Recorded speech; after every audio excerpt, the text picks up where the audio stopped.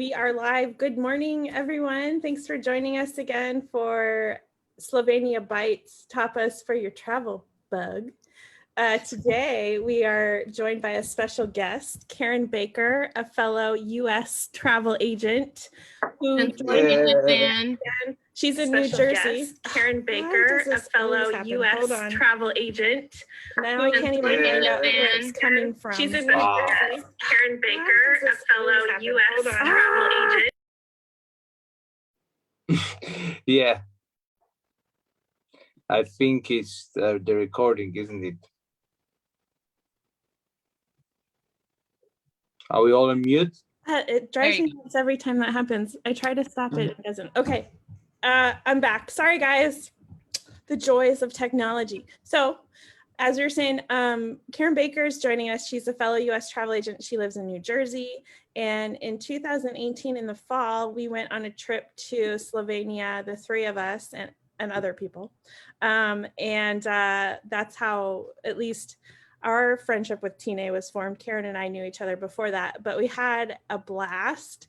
And so what we were going to do today was share some pictures from that trip, and Karen's going to help us relive the glory days of Slovenia in fall 2018. So do you want to say hi real quick, Karen? Totally. Super glad to be here. Thanks for having me. I really didn't know anything at all about Slovenia before I went. I'm ashamed to say I actually had to look it up on a map, and how quickly it shot to one of my top favorite destinations was just crazy. I have actually just basically not stopped talking about it since I've gone and told everyone about it. I love it. Excited to talk about Slovenia. Yay. Tell people what your specialty is in travel too, so that they know. I specialize right now mainly in romance travel. I do a lot of honeymoons and destination weddings, but I am actually switching over a bit, just changing things up, and I'm working in a lot of wine travel now. I do a tiny bit in the US, but most of my wine travel is Europe based, and definitely recommending Lisak wines, which we'll talk about later, but a lot of Europe, and then I'm headed to South Africa next year, so we're going to be checking out some wines there as well.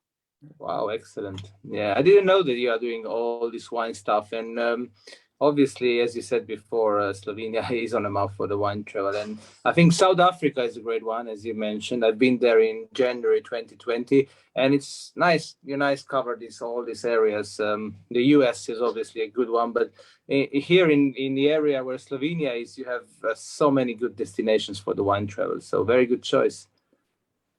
Absolutely. Oh, yeah. Slovenia is an unsung hero in wine travel, and I'm trying to do what I can to correct that. So. Excellent. Yeah, we actually did one of our Bites episode on wine, and we had another Matej, who is my friend, and he is a wine specialist. So yeah, we are planning to do a lot of wine stuff. Oh yeah, look at this. We are sharing some of our photos. This is how we start on the toilet. I'm not sure why we started with a restroom pic. That was my very first picture from this trip. So is me taking a picture of a Slovenian toilet. I'm not really sure what that's about. This is it was a hotel inspection at the Bohin. What was the hotel? Eco Park. Yes, thank you. They have a bowling alley. It was crazy. So, and they have big time water park there too. Yeah. And spa treatments, definitely. I loved Bohin. That was Tina, correct me if I'm wrong, but that's where we went on the wooden boat. Oh, there it is. Yeah. Yes. Yeah. Why are all photos so shaky? Oh yeah, it's the Oh, I'll turn off the live. It's the oh yeah. iPhone. There we go. The There we go. tourist boat. Yeah, I'm actually going there this weekend to Bohinj and Bled. It's just, as we talk, Slovenia is so small. I live in the other part of Slovenia, but it's an hour drive when you're there. Oh, here I am. Oh, hold on. So I'm going fast because I have a ton of pictures, but Yeah, go on. Yeah, no problem. that was that was a nice little stop.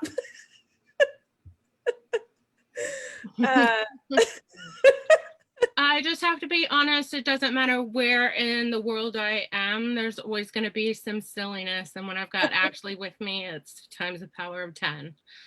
So, Yeah, oh my gosh, the views from this mountain were amazing. And there were goats and things up there. And that was, we had a meal up there that was so lovely. Tina, you remember that? And they gave me a we had some sausages and I think the owner of the place came and say hello to us because we were so silly and happy and friendly.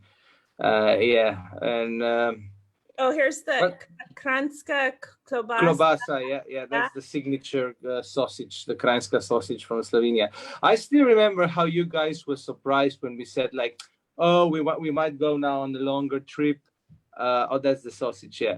So I said, well, it's going to be a longer trip. It's going to be 1 hour. And you just said, come on, don't be silly. It's nothing for us Americans. Oh, yeah, that's Lake Bled, actually. Here we go with the famous castle. And that's kind of like honeymoon and wedding area, isn't it, Karen? So the Lake Bled. Definitely. There were so many gorgeous hotels in the area, and there were more than a few that specialized in weddings and receptions, large gatherings, that sort of thing. And then you have Lake Bled as a backdrop, which is it's just absolutely gorgeous. And I love the stories behind these boats. Tina, I don't remember what the boats were called. But they're powered by these gentlemen who stand and row them, and we learned so much about the history of this. It's basically it's handed down from father to son because there's only a certain amount of boats that are allowed on this smaller lake, and it was just so interesting learning about the history of that and how it's very difficult to get into that if you're not born into it. And all of these guys have the strongest arms because they're pulling boats with, 15 or 20 of us on there. And then, of course, we eat like Americans. So it was even more. So, I mean, I think only families from certain settlement or certain part of a village were allowed to operate those boats. And this goes back in the days when Austro-Hungarians ruled this part of the world, because there was no other job for them, and they gave them the right to operate the boats. So they kept this, and as you said, it goes through family. So these guys actually earn a lot of money. I mean, not now in pandemic, but before they were earning so much money because they have basically the monopoly of the whole lake. But yeah, they also have the strongest arms on the lake. Yeah, you don't want to get in an argument with them about paying. Ashley, you have to back up a little bit because what's the name of that dessert? Kremšnita, or is there a different name for it? No, kremšnita is great, or kremna rezina kremšnita, but it's cream cake, and it's famous for Lake Bled as well. It's a must. If we go there, we're all gonna try it, I'm sure. This is like a custard, and then like a fluffy whipped topping, and then a flaky pastry, and then like powdered sugar. It's so huge by size. Well, okay, yeah, maybe not in the American standards, but it's still very big. Yeah. And that night was the first night I'd ever had chestnuts roasted on an open fire. Oh, yeah. Tina helped me get chestnuts, and so now I can sing proudly over the holidays. Chestnuts. Well, chestnuts is one of my favorite fall stuff. Like whenever summer changes into fall and there's a chestnuts time, it's just a must, and it's the loveliest smell. It's such an European thing to have roasted chestnuts. I'm sure you do it in the States as well, but I mean here everybody does it. The pictures that we're seeing now are from Maribor, from the longest producing vine continuously producing wine in the world, correct? Yeah, the oldest And wine in the world. Yeah. we were there for the harvest, and that's why you see so much, paparazzi, and oh, there I am getting to have one of the first grapes. But there were people there from representatives, wine enthusiasts from all over the world. I sat next to someone from North Korea. It was crazy. This was just really a fantastic and fun event. And then we also got to go to a fantastic museum here, and then correct me if I'm wrong, but there was Vinska. We also got to meet up with sommelier here in Maribor. And oh, there he is. He's so wonderful and took us around. And I love it when in wine travel, in my experience, there are a lot of people who know a lot of things. But for those of us who just really know enough to be dangerous, sometimes it can get a little bit overwhelming with all of the terms and legginess and all of those things. This was definitely, he was able to, what I called it, dumb it down. He had never heard that before, but just kind of make it more of an overview, so that I could really enjoy the tasting and finding the flavors. And oh, that was so great. So many I love the fact we went to Maribor, because it's many times forgotten, the eastern part of Slovenia, and it's such a blast to be there. People are nice, and it's great food and great environment, and it just has some different character, which I love. And it's amazing. We were in Maribor and Tui as well. We're back to cable car now we are back to the Alps. So I had made this time lapse. It was a quick video of our ride. This was how we got up to the sausage and the pigs and the goats at the top of that. So we didn't work much to get the sausage. We just got in this cable car. And it wasn't this fast. I just sped it up. But everywhere we went, and I can't say this enough, anyone who's tuning in would see it in the photos. Everywhere we went, we just had fantastic conversation, fantastic food, and fantastic wine. I just can't repeat it enough that it's such an unsung hero in wine travel all over Slovenia. But Maribor was especially interesting because we got to go to that the harvest ceremony, and that was really great. Yeah, I agree. The thing about, if I may go back to Slovenia, is, and what you will love, the agents, when you come and when you bring your guests, is that it's just this mixture of diversity in terms of food and countryside and environment and everything, but it's still on such a small space. So basically, in couple of hours or even less, you would come from completely alpine environment to this Pannonian sort of vineyards and everything, and then you drive on the other side and you come to Adriatic coast when it's all sea and when it's all Mediterranean and everything. So that's, I think, what always kind of comes out as a surprise and as a privilege. Oh yeah, that's Ptuj. That's the lovely Ptuj, a medieval town. We loved it there, didn't we? And this is where is Cabal wines? Is it Cabal? Yeah, Cabal. Yeah. A lot of times, if you're offered Slovenian wine in America, you'll see this label. I have found to be more common than others. Really? Mm-hmm. Oh, that's. I think he said to us, at least in the northeast part of the U.S. Yeah. There are 2 or 3 wine importers in the U.S. who I know of, and they work with certain brands in Slovenia. And one wine importer is from San Francisco, but 2 of them are from either Jersey or New York. I don't remember, but yeah, you're right. And Cabal, I think I remember when we were at his place, he said that he has quite a presence in the U.S. So yeah. I've really noticed that in the Northeast. seriously yummy food everywhere we went. So, Karen, how, well, for example, if somebody would show an interest to Europe or this sort of particular destination as Slovenia is, how do you usually recommend it? How do you sell it? What do you usually say about it? Maybe this would be interesting to hear. So the most, I love that castle that goes into the mountain there, sorry.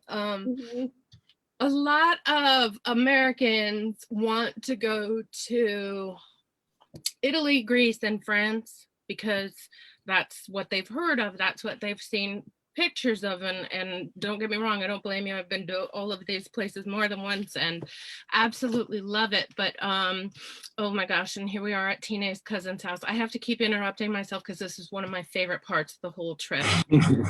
Is Lysiak wines. Yes, yeah. Loved. I had more than one of those coming back in my suitcase on the way home.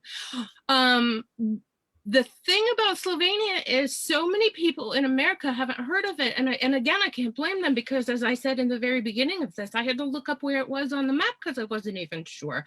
And Americans are only really just now starting to open up and visit Croatia in the last few years.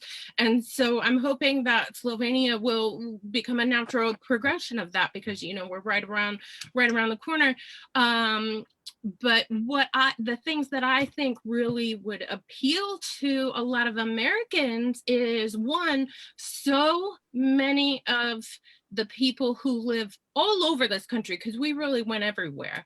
So many of them are very friendly and easy to talk to, which you don't get in every country and every place. Many of them speak English. And for me, in the way that I work with my clients, a huge percentage of people in Slovenia own dogs, and there are dogs everywhere. And so for a dog lover and an animal lover like me, I did get in trouble more than once on this trip because I had stopped to pet the dogs. But it's just because people are friendly and so many speak English, and then you lump in the fact that it's not as touristy as, you know, you're not going to get, you know, crazy crowds like you do at the, you know, the Trevi Fountain and Torfell and other places like that. And in addition to that, or maybe perhaps a product of that, is it's so much less expensive. So when you put all of those factors together, it just seems like so many of us really need to get to Slovenia because it's so easy, friendly, affordable, and there's really different things for everybody, because as you're seeing from these the pictures that we're floating through, you're seeing caves, castles, oceans, spas, amazing food, amazing wine, just really a whole lot of something for almost every traveler. And we saw some things for active travelers too. And while we were in that cave, I have to interrupt myself again. A gentleman was proposing to his fiance in that cave, and they brought, there was a musician, was it a violinist? Anyways, they were playing inside the cave, and so we had our own music while we were down. I think it was saxophone, wasn't it? Or was it? I couldn't remember what it was, but we did have music. We're in the Postojna caves in Slovenia, and a tour behind us has hired a yeah, so it's not often you're that far underground and you have your own private such a private concerto. And by the way, she did say yes. We met up with them later. We met up with them later, and she did say yes. Let's check after Corona what's the situation. Right. But yeah, also to say, like you mentioned, that quite a lot of people ask for Italy and these classic European trips. And Slovenia, as we know, border Italy. And for example, all these parts where we are now with Lysiak and here with Lemut and all these wineries, this is basically like a 10 minutes drive from Italian border. So it's a strong, especially in the wine and in the culture. It's you would get what you would usually get in Italy, but as you said, less crowded, maybe perhaps more friendly, and much more exclusive. I Ashley, you might be excited about showing all the photos of this night. There were a few of us that went out and dove head first into some wine. But definitely just people who were so friendly. And in Europe and some other countries, it's pretty normal for people to speak 2 and 3 languages. Unfortunately, in America, we're not as comfortable being multilingual as you are in other countries, and so it is a nice bonus to be able to feel like if you got confused, you could stop and ask for directions anywhere, and definitely get people who are nice. We're showing pictures of the Fonda fish farm right now, and when I saw that on the itinerary, I really just felt like that was going to be a low point for me. But hearing about the sustainability measures that Fonda has undertaken and overcome, and the different things that they've done to promote just kind of truth in selling and freshness and different things like that. And I was just really, really moved by these people. They actually have someone who stays out on a floating cabin to stay with the fish every night. And the fish was delicious. Yeah, it's a beautiful spot too, right? Just right there on the coast. It's gorgeous. Mm-hmm. And now we're coming on to the pictures of Lipica. I think I always say that wrong. Lipica, yeah. Lipica. This is where they have the famous horses. I fell in love with the horses at Lipica, and Lipizan horses, do they call them here in the US? I got in trouble once again here because we were supposed to go on to the next place and I refused to leave. So yeah, I'm quite the diva to travel with, but they were just the horses were so friendly with humans because they go through such an intense training ritual that they spend a lot of time around humans, and so they're just very comfortable with them. And it was like having giant dogs that you could call by name. I loved it. In fact, I got offered a job while I was there, and I really didn't want to leave. Yeah, it's quite famous dressage school, and those agents who work with horses, and there's a lot of horse lovers in the States. It's just super popular stuff, like in UK or Ireland, and everybody knows about Lipizzaner horses, or Lipizzaner, as you call them, because they are just one of the most beautiful creatures, aren't they? And plus they are super easy to train. And I think so, and that's just so beautiful. Can you guys see this? The facial recognition is pulling up my dog. Yeah. So your dog is a half Lipizzaner breed or something. That's funny. Yeah. Yeah, and learning all about the history of these horses and how they were bred, and what it takes for them to pass their training and then perhaps become breeding horses and that sort of thing. It's a 6 to 8 year process. It's really pretty amazing. And then they're born dark and then slowly turn white. And we were lucky enough, because I threw a fit and refused to leave, we were lucky enough to be there late enough to see the babies come in. And Ashley, you probably have photos of the babies too.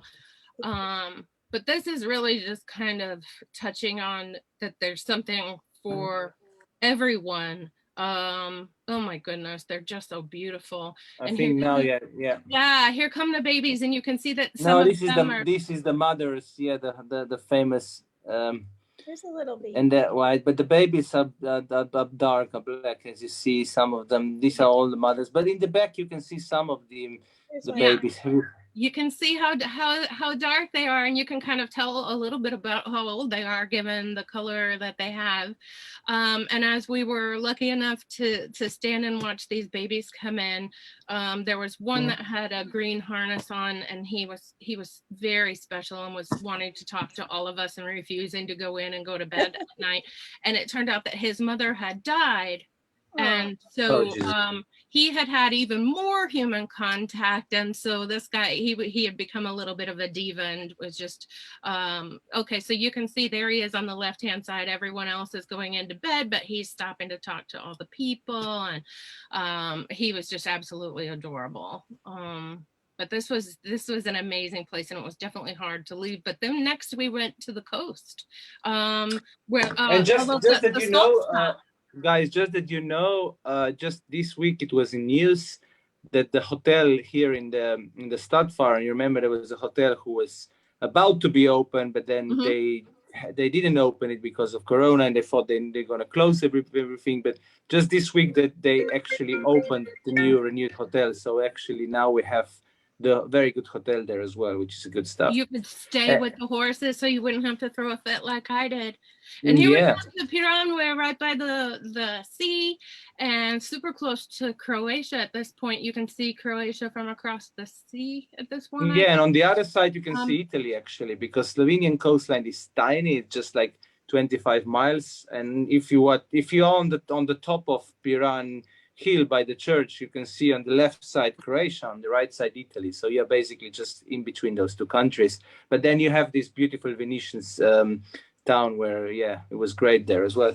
And this is the town that's known for all of the spa treatments and the salt rooms. And I never saw such a huge spa menu. They had things ranging from, you know, just like I said, salt treatments, but there were things from other countries too, you know, Indian history and just all kinds of, the spa menus were just huge. Yeah, the Thai, the Swedish, the Norwegian, the Turkish, everything. Yeah. Everything. Oh, that was lovely, wasn't it? This was on the top of that hotel with the sunset. That's great. Yeah, we had a rooftop sunset there. It was just absolutely lovely. And this was one of the places that served fonda fish, as did the castle in Ljubljana. So Tine was kind enough, Tine and Jane worked together to coordinate our entrance into Ljubljana, and it was really one of the most fantastic travel days I've ever had in my life. Rather than enter on land, we came through on a riverboat. That's sorry about the number of pictures, but that's how many it took to get a good one of all three of us. I know. But being able to see the whole town coming in this way was so amazing. And I'd love to set that up for some of my clients in the future. That was an unforgettable day. And just like, do you remember the music that we had on the boat? She's probably got a video of it a little bit later. Yeah, I think I do. Yeah, but just it's Ljubljana. It was our last stop, and such a gorgeous town and so easy to get around, and cute coffee shops. And I had we were having a coffee, and I had stopped to ask where the restroom was, and I told the man who was working at the coffee bar his English was better than mine.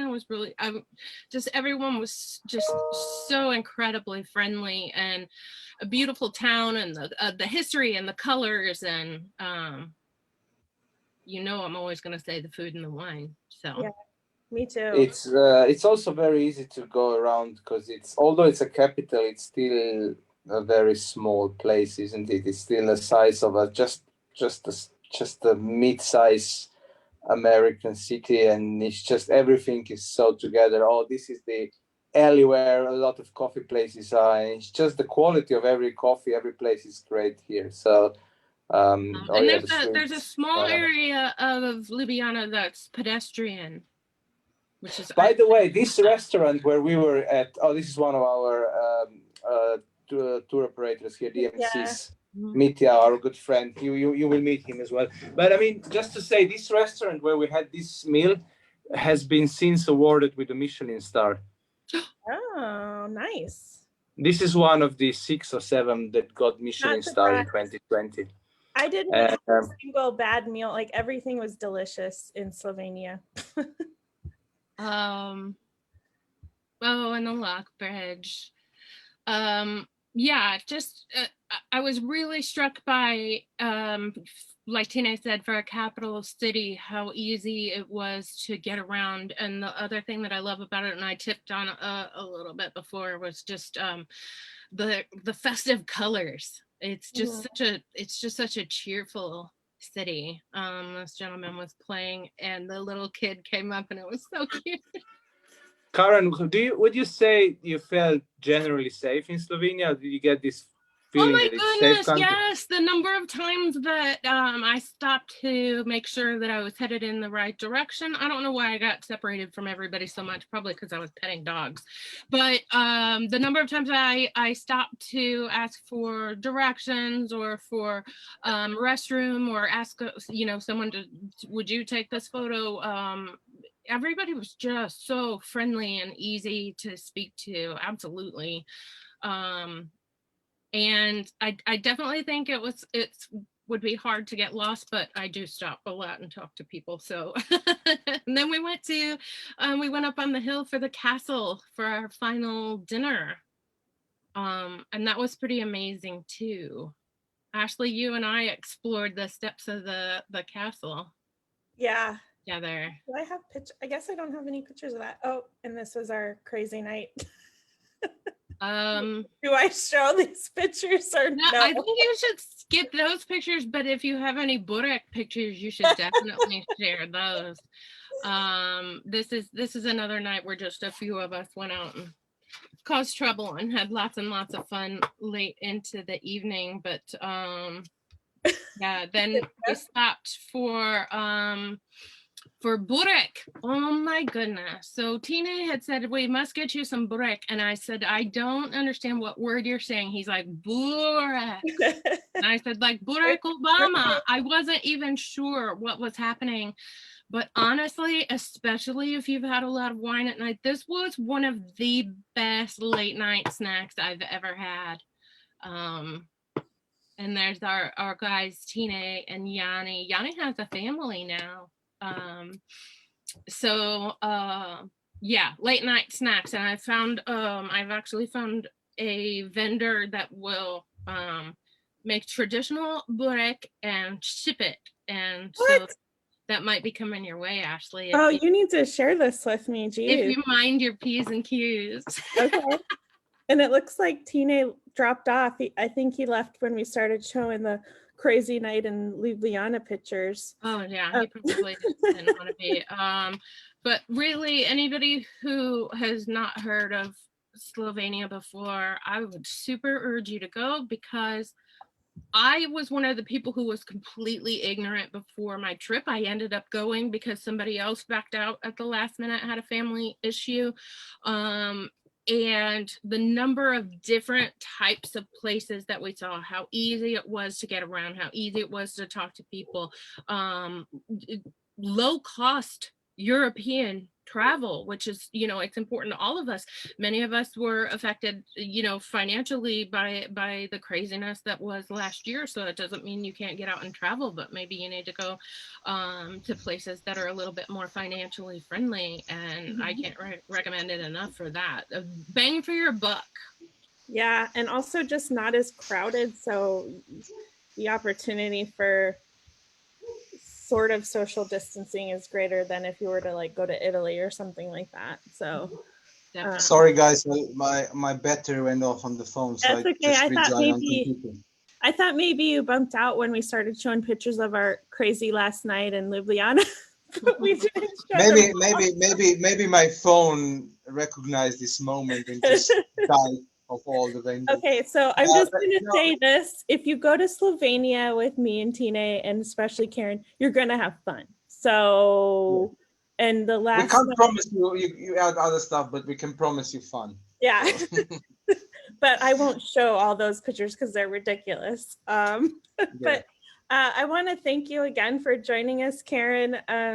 I hope that this helped other people watching to get another perspective instead of just me and Tina talking all the time, because we're obviously pretty biased about. It's very interesting to hear the expectations, yeah, because like you said, Karen, you have to Google it and you just joined because you found something new and weird, but then it's just interesting always to hear the level of expectations that people get before they go to Slovenia and then to listen to them when they come back. And yeah, usually people become. I just loved it. I fell in love with the people and the ease and just all of it. I loved it.